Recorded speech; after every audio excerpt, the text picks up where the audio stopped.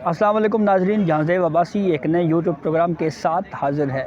Supreme court of Pakistan में practice and procedure कानून के ऊपर फ़ैसला हो चुका है।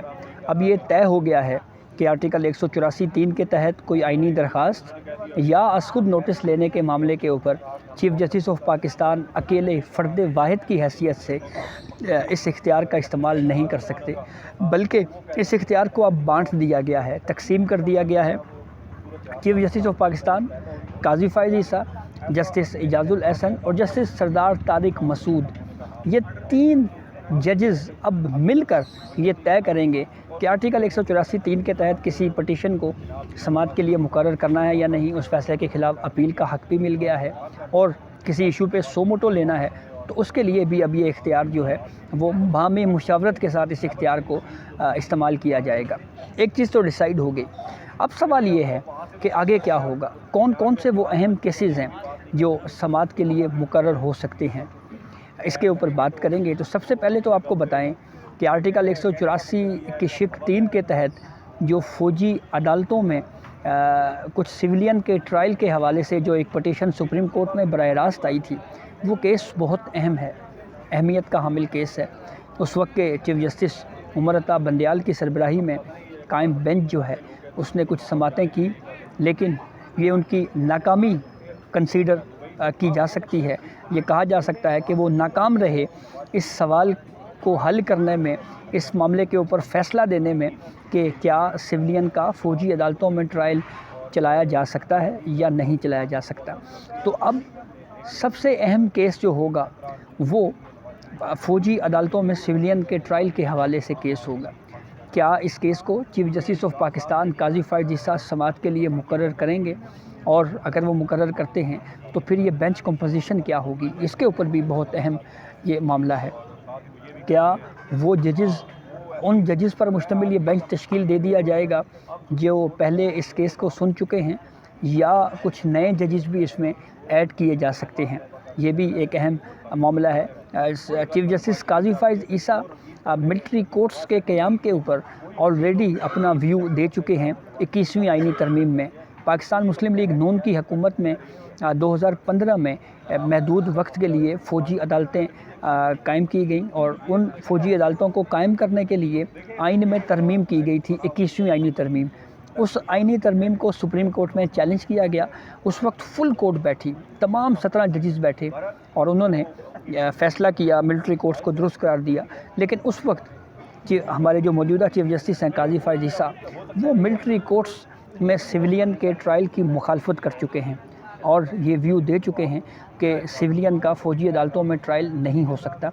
तो क्या अब देखना ये है कि इस केस के हवाले से क्या डेवलपमेंट होती है, क्योंकि अब जो पहले कहा जा रहा था कि प्रैक्टिस एंड प्रोसीजर जब तक डिसाइड नहीं हो जाता उस वक्त तक जो है वो, क्योंकि एक ओपिनियन था चीफ जस्टिस काजी फ़ाइज़ ईसा का, फुल कोर्ट तश्कील दी। चीफ जस्टिस काजी फ़ाइज़ ईसा ने बराह रास्त नशरियात के ज़रिए आम आदमी को बताया कि हमारी जो जुडिशरी है, हमारे जजेस हैं, वो किस तरह से अपने अमूर की अंजामदही देते हैं, किस तरह से इंसाफ की फरहमी को मुमकिन बनाया जाता है। नो डाउट पाकिस्तान की हिस्ट्री का एक बहुत बड़ा फ़ैसला है और चीफ जस्टिस काजी फ़ाइज़ ईसा ख़ुद इस बात के हामी हैं कि उनके इख्तियारात को बांटा जाए।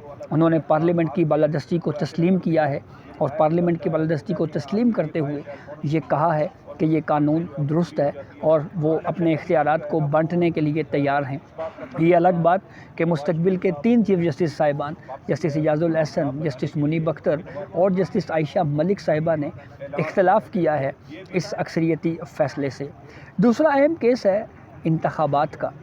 पूरे मुल्क में इंतखाबात के हवाले से जो केस है, क्या ये केस समाअत के लिए मुकर्रर हो सकता है या नहीं। तो इसके ऊपर एक डेवलपमेंट जो पहले भी मैं एक वीडियो में आप नाज़रीन से ये शेयर कर चुका हूँ कि लाहौर हाई कोर्ट इस मामले को ऑलरेडी टेकअप कर चुकी है और इसके ऊपर कुछ डेवलपमेंट भी हो चुकी है। तो हमने देखा कि जब पहले सुप्रीम कोर्ट ने जिस बेतुके अंदाज में लाहौर हाई कोर्ट और पेशावर हाई कोर्ट में केस ज़ेर समाअत होने के बावजूद असखुद नोटिस ले लिया था, उसके ऊपर भी उस वक्त के बेंच में मौजूद जजेस की जानिब से ये इख्तलाफ किया गया था कि मुतलका हाई कोर्ट्स में जब केस पेंडिंग है तो सुप्रीम कोर्ट को बराह रास्त आर्टिकल 184(3) का इख्तियार जो है उसको इस्तेमाल नहीं करना चाहिए। तो अब ये लग रहा है कि जैसे انتخابات کا کیس جو ہے وہ شاید سپریم کورٹ میں سماعت کے لیے مقرر نہ ہو۔ پھر آتے ہیں نیب ترامیم کیس پہ۔ نیب ترامیم کیس سپریم کورٹ کے 3 ججز نے اس کیس کو سنا۔ Chairman P T I Imran Khan نے پی ڈی ایم حکومت میں کی گئی نیب ترامیم کو سپریم کورٹ میں چیلنج کیا۔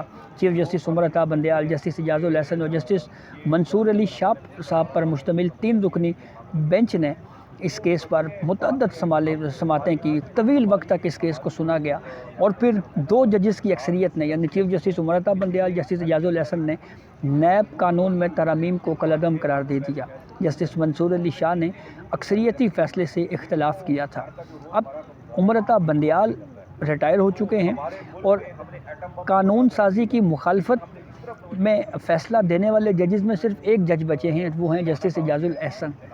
جسٹس منصور علی شاہ نے اختلاف کیا تھا، تو اب اس پریکٹس اینڈ پروسیجر قانون کی روشنی میں بطور اپیل نیب قانون کے خلاف اس کیس کو سنا جائے گا، اور اپیل میں پہلے سے بڑے بینچ کا ذکر ہے۔ تو اگر جسٹس اعجاز الحسن کو اس بینچ میں شامل بھی کر دیا جائے تو ممکنہ طور کے اوپر یہ کہا جا سکتا ہے کہ ہو سکتا ہے یہ فیصلہ جو ہے یہ ریورس ہو جائے۔ یہ نتیجہ میں اس لیے اخذ کر رہا ہوں کہ آج سپریم کورٹ کے 15 میں سے 10 ججوں کی اکثریت نے، یعنی یہ 2/3 اکثریت تقریباً بنتی ہے، انہوں نے یہ کہا ہے کہ پارلیمنٹ کمپیٹنٹ ہے قانون سازی کرنے کی۔ تو ایسی صورتحال میں یہ لگ رہا ہے کہ جیسے نیب قانون میں ترامیم کو بھی سپریم کورٹ آف پاکستان درست قرار دے دے گی، اور جو یہ باتیں ہو رہی تھی کہ کیسز کھل گئے ہیں، وہ معاملہ لگتا ہے کہ جیسے اب نہیں اوپن ہو رہا، اور اس کے اوپر جو ہے وہ کوئی بڑی ڈیولپمنٹ ہو سکتی ہے۔ یہ ایک میری انڈرسٹینڈنگ جو موجودہ اس پریکٹس اینڈ پروسیجر قانون کے فیصلے کی روشنی میں یہ ایک نتیجہ اخذ کر کے آپ کے سامنے رکھ رہا ہوں۔ اب یہ 2 بنیادی کیسز ہیں جس کے اوپر بہت اہم ڈیولپمنٹ ہو سکتی ہے۔ ملٹری کورٹس کا میں نے آپ سے حوالہ دیا، اس کی ڈیٹیل بتائی، اور پھر نیب قانون میں ترامیم کے حوالے سے۔ اب ایک تیسرا کیس بھی ہے، Review of Judgment and Orders Act 2023۔ اس حوالے سے سپریم کورٹ کیا کرے گی، کیا اس کے پہ بھی کوئی ڈیولپمنٹ ہو سکتی ہے، یہ بھی بہت اہم ہوگا۔ لیکن ایک چیز بہرحال جوڈیشری کے اندر یہ رائے، یہ سوچ پریویل کر رہی ہے کہ ماضی میں جو جوڈیشری سے غلطیاں ہوئی ہیں ان غلطیوں کو تسلیم کر کے ان کو سدھار لینے میں کوئی برائی نہیں ہے، کوئی یہ بری بات نہیں ہے، یہ ایک اچھی بات ہے۔ ذوالفقار علی بھٹو کے ساتھ جو کچھ ہوا اس عدلیہ کے ذریعے سے، تو اوپینین تو یہ بھی ہم نے مختلف کیسز میں یہ آبزرویشنز کی صورت میں دیکھا کہ جوڈیشری میں یہ اوپینین بھی پریویل کر رہا ہے کہ ذوالفقار علی بھٹو کے ساتھ جو ہوا اس معاملے کے اوپر بھی ہمیں کم از کم جو ہے وہ اپنی غلطی کا اعتراف کرنا چاہیے، اور جس طرح سے فوجی آمروں کو سپریم کورٹ آف پاکستان نے عدالتی فیصلوں کے ذریعے ویلیڈیٹ کیا، اس حوالے سے بھی ریگریٹ موجود ہے۔ تو یہ اب تک کی اپڈیٹ تھی جس سے ہم نے